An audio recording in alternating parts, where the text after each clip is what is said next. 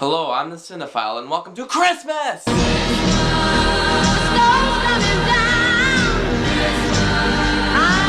Yes, Christmas. The greatest time of the year. Nothing beats Christmas. The only thing that beats Christmas is an alternate universe Christmas in which the two would fight and there'd be a tie. Not only do I love Christmas, but I love Christmas movies, which is a shame because I can only watch them once a year anyway. But when Christmas does come, we can watch all the films and specials that we can. It's pretty hard to narrow down which is my favorite Christmas movie, since I have a love for pretty much all of them. I really haven't seen a bad Christmas movie. They all in the end are pretty stellar. I could pick A Christmas Story. That is a classic. Every scene is memorable. I could go even more classic and pick It's a Wonderful Life. Again, a feel-good Christmas movie that you can actually watch any time of the year. But usually I come to Christmas Vacation as being my favorite. It's the one I can relate to the most, so no doubt about it. The Griswold Christmas Adventure is my favorite Christmas film. But hey, we're not here to just talk about the Christmas films, we're also here to talk about the TV specials. The hundreds of specials that are out there give everyone in the country a chance to see at least one, and one of the most famous ones is Rudolph the Red-Nosed Reindeer. Rudolph the Red-Nosed Reindeer. The classic TV special that showed us a nose disability that defies all science can save Christmas due to Santa's cheap attitude to not buy headlights. It's not a perfect special, but like The Wizard of Oz, one of the songs is annoyingly pushed in just to get a famous guy to sing that no one even knows today. But you know what, it's still good, and a lot of effort was put into it. And you know what, there was a sequel, in fact two, both in claymation and both being, okay. In the 90s, a company called Good Times Entertainment was making a bunch of films that had cases that looked similar to the Disney films that were being released at the same time.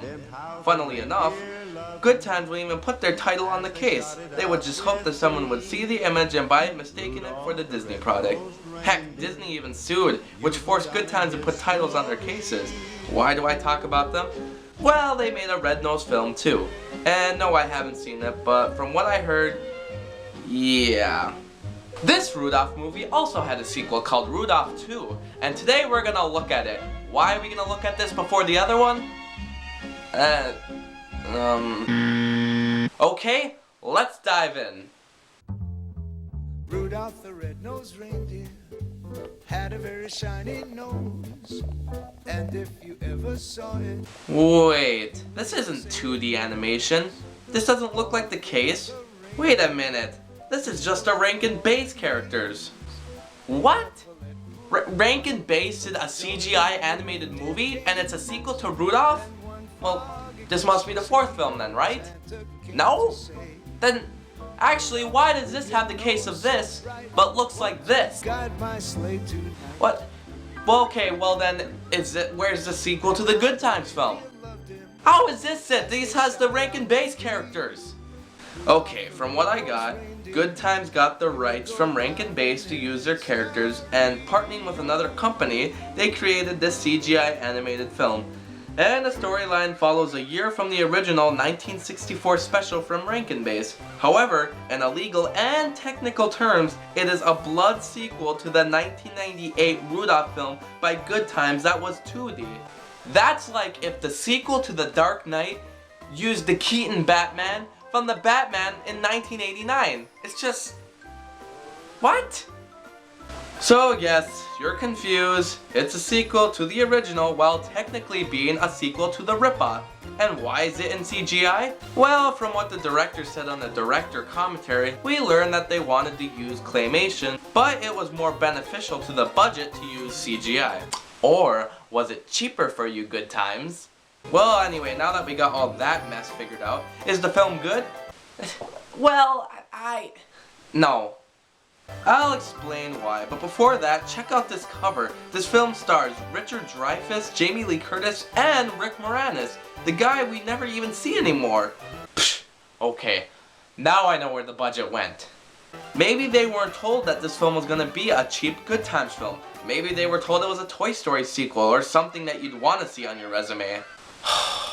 Well, we might as well watch this wonderful film. Couldn't I have watched, like, a good Christmas film? Or something that's watchable? Something that I could actually live through?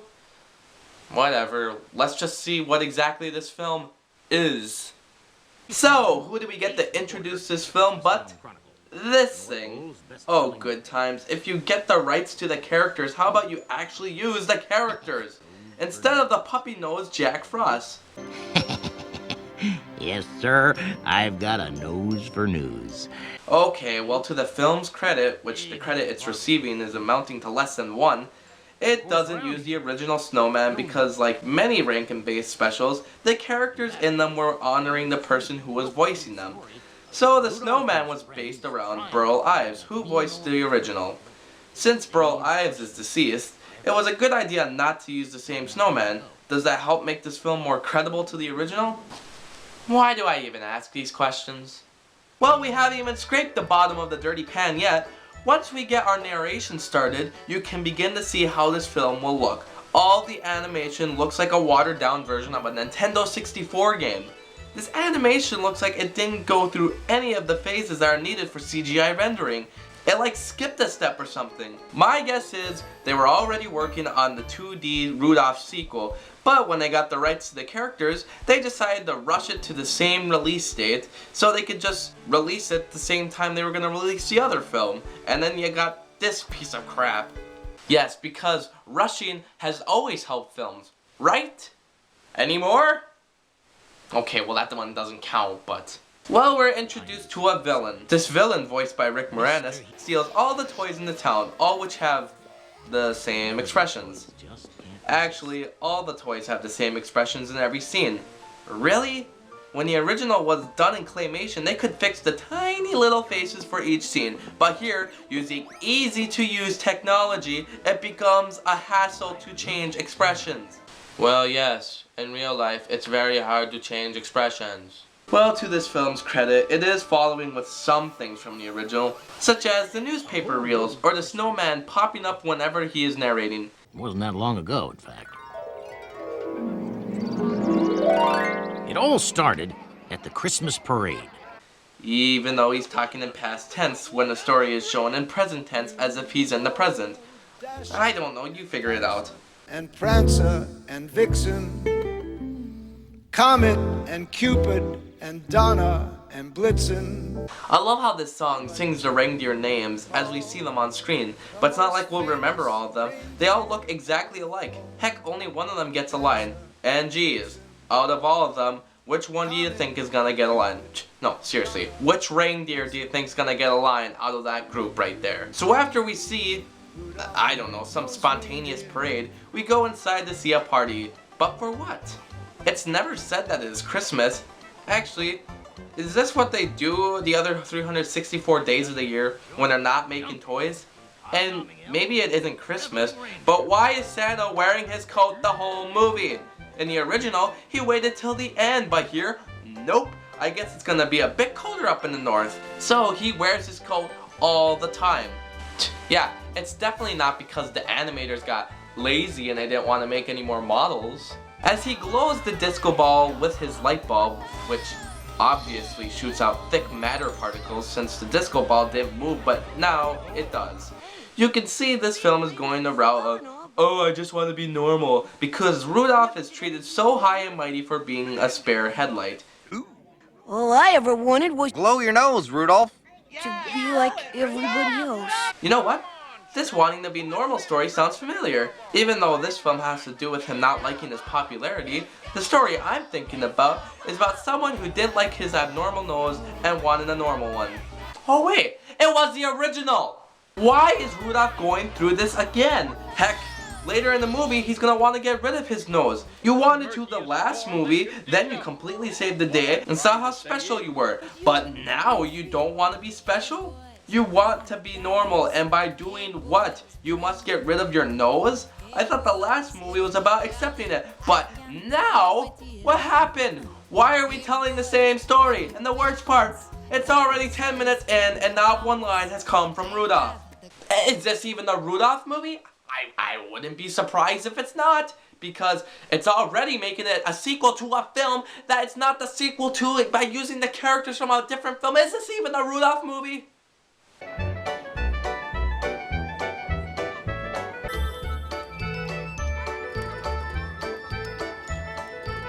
Anyway, after Rudolph has his no-line conversation with Clarice and has a light boner, they go outside to run to a pop song. You think that this movie's only gonna have like 1 or 2 songs because of its cheap budget? Nope. There is seriously songs throughout the whole movie. In fact, one song ends, there is one line of dialogue, and there is another song. With their budget, they probably just went to a Walgreens and asked for an employee to sing a generic song. As I begin to ponder on what happened to Fireball and all the other reindeer that should be inhabiting the place, Clarice mentions getting her wings. You're not too busy being so famous and all. Well, you want to earn your wings, don't you? Wait, what? Reindeer don't get wings. Rudolph flies and has no wings. All those reindeer fly and have no wings. Wait a minute.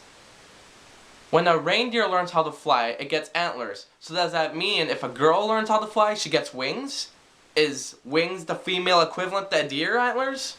Better yet, I thought they flew because of magic or Christmas spirit or whatever Christmas story you believe. Wings are not on any deer, so either they are invisible or they only show up on girl deer, which would mean there are no girls in any of these specials, because there are no deer with wings. I mean, besides a snowman being respectful in design, did the creators even watch the original? So after Rudolph is done complaining about his perfect life, he and Hermie are asked by a kite to fix King Moonracer's teeth, because Hermie actually did become a dentist, so yes, at least one creator watched the original. But the guy who animated Moonracer didn't, because look at him. He has the body of a human, with paws and a face of a lion, and he sounds sort of like an older version of that fat lost boy from the Peter Pan film. Oh, the pain. The pain. He doesn't have his deep manly voice from the original. I should also mention the Misfit toys because these are pretty funny. But what is so cool about these toys is that they all have an ironic spin to them. The cap sparks, the piggy bank has no slot, and the top won't stop spinning. Are we in a dream?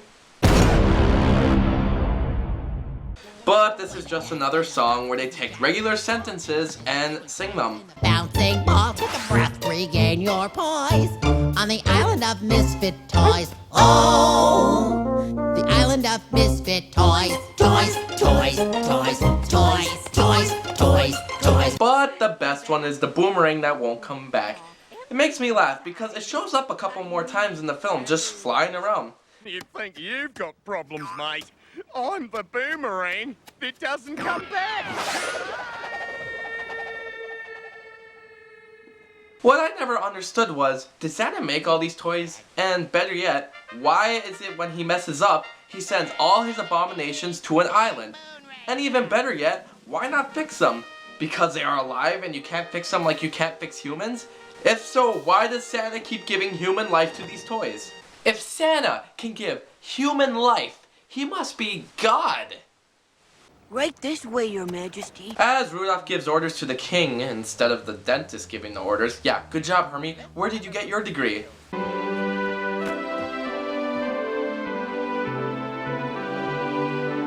Okay, the Tooth Fairy. Makes sense. After they fix the king's tooth, they start the journey home, and Hermie asked about Clarice. That doe certainly has you head over hooves, doesn't she? Who told you? Everyone in Christmastown knows. They do? Well, yeah, everyone knows about you too. Your red nose becomes lustful red every time you're near her. It was the kind of storm that swallows ships whole. Yes, it was like a storm from the first movie.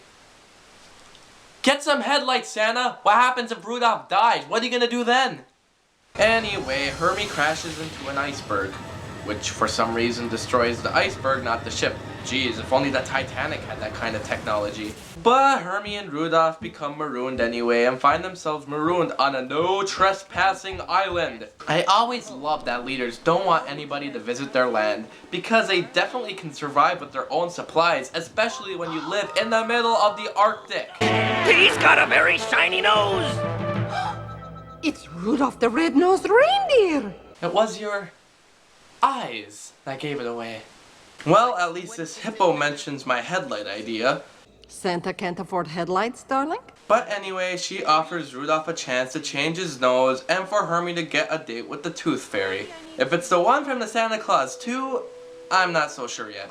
But they leave the island and go back to the North Pole, where Rudolph and her talk again, and she mentions the wings. What? Wings? Ugh, forget it. And I wanted to impress you so badly. I'm so ordinary. I was so non-characterized, I was almost made just to be a love interest. Well, Rudolph tells her a secret and... He loves me! What? He loves her? Well, I mean, that's fine. It's been like, what, since 1964 that you've liked her? But still, she gets super happy, even when his red-nosed boner goes off. Trust me, that does not work on girls. But enough of that. Better come to the castle, you two. All the toys in Santa's workshop have been stolen. Oh no, because your security was so high maintenance. I'm afraid it's going to be a toyless Christmas this year. A toyless Christmas? Huh. Well, it's a good thing we have a miner so we can get some more coal. Cornelius! Oh, and the tall elf, who's named Hank, I guess, explains what he saw last night in a flashback. And he's reading a dyslexic diary as the big blimp goes by. Well, it looked like a giant flying football. I thought I was just seeing things. Okay, that's a little funny. So they plan to catch the toy maker. Well, after the head elf gets mad at Hermie for making him one elf short. You left my staff one elf short! Well, it's your own fault. You told him to be a dentist in the last movie. But don't worry, Hermie finds a way to blackmail him. You'd better be nice. One of these days, you'll need a dentist, and I'm the only one around. So before the plan begins, we see the snowman, who pushes himself around on a stick, which actually makes sense, and see that Cornelius and Mumble have mined all the silver and gold. What happened? There's not a peck of pepper or morsel of mint left in that stinky old peppermint mine. Me and Bumble mined it clean. Ah, the good message of overuse of resources. According to Rudolph's plan, the toy taker will strike the island of Misfit toys next. So, they disguise themselves as toys so the toy taker will take them. Now I see it. This toy taker has the persona of a Scooby-Doo villain. But Mumble is too big to take and begins to cry. I'm so sad I can't even produce tears. A domesticated Bumble is fiercely loyal. Oh yes, Mumble. You'll make it. You will cross the 7 seas and the scorching deserts to reach your one true love, Cornelius.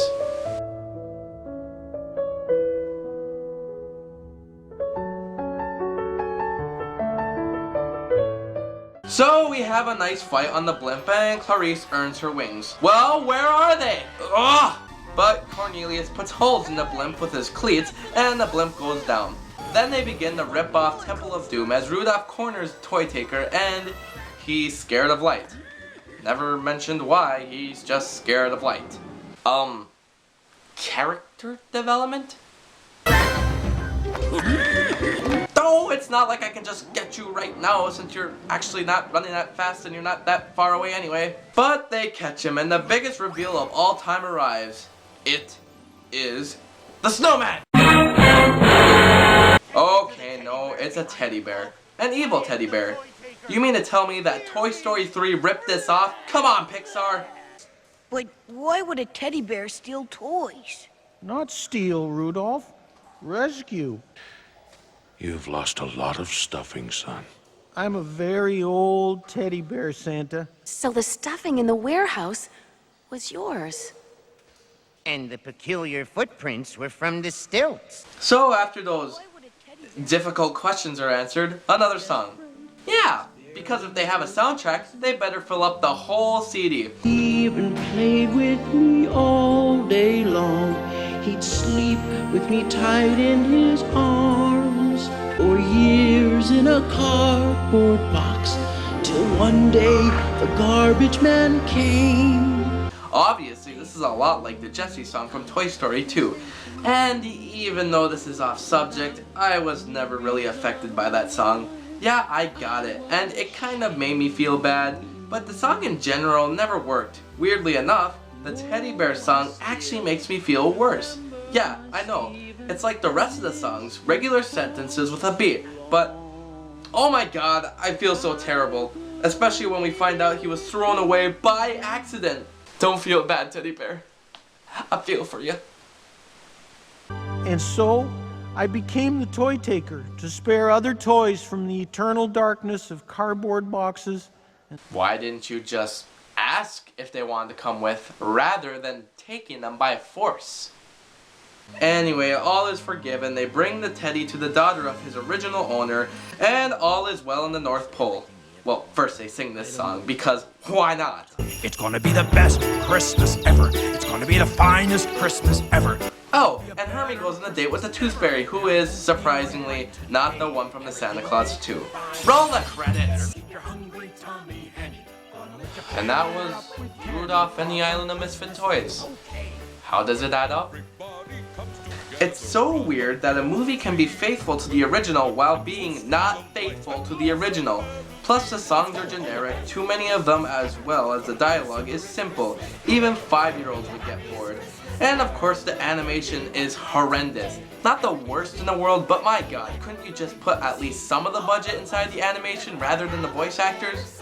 But that is one upside. The celebrity voice acting is pretty awesome, and the original character voices sound pretty good too.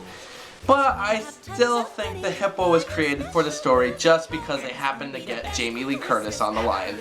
But all in all, it is watchable. Just a sequel to a classic that won't be remembered in the future. I guess the biggest problem with the film is that it just has the same moral as the last special, accepting yourself. And don't throw away your toys, I guess? The story is pretty rushed, some characters just have random moments. The focus is barely on the toy taker even though he's the main plot point.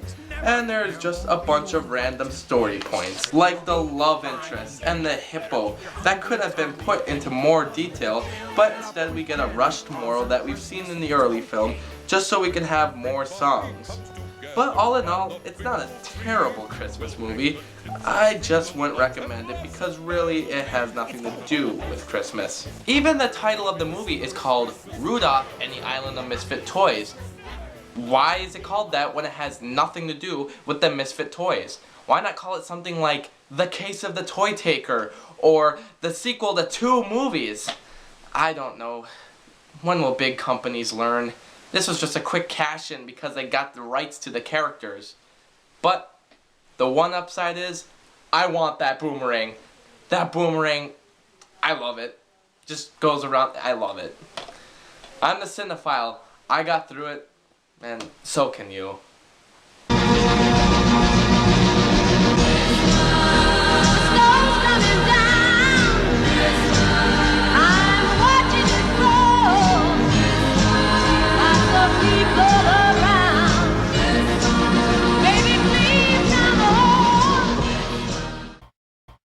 Santa can't afford headlights, darling?